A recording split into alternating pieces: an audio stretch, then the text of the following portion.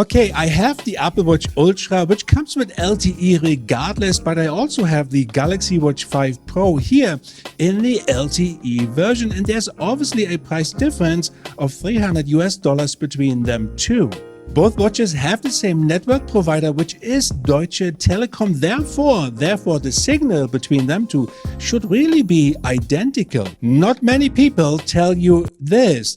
Your battery life on your Galaxy Watch 5 Pro or Apple Watch Ultra LTE heavily depends on your signal strength. Simple reason for that is that your watch continuously searches for a signal, and that is basically the only reason why it drains the battery super fast. Starting with a 30 minutes phone call on the Apple Watch Ultra fully charged, the conversation took place via the watch speakers, no headphones connected at this time, and the battery went down after 30 minutes to 93%. Moving on to streaming some music via Spotify, and my AirPods are connected during that time. And you know what? It really didn't do much in terms of battery drain.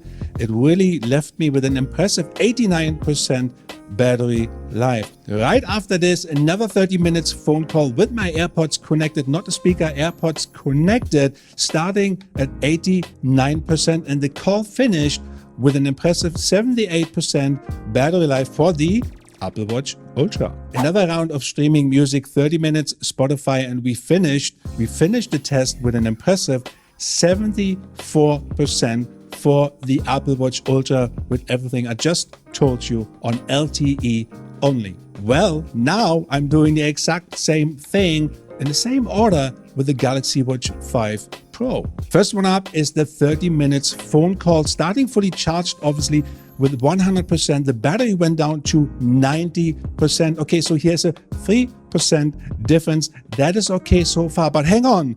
The big one is coming now. The real battery drain for the Galaxy Watch 5 Pro starts when streaming music via Spotify. I am not sure why there's such a massive difference, but the battery went down to 78% after 30 minutes streaming Spotify. Ouch. Another 30 minutes phone call with the Galaxy Watch 5 Pro, and the battery drained to 61%. And I guess you already know where this is going, right? Once I finished my testing with another 30 minutes streaming music via Spotify, the battery life on the Galaxy Watch 5 Pro went down to 50%.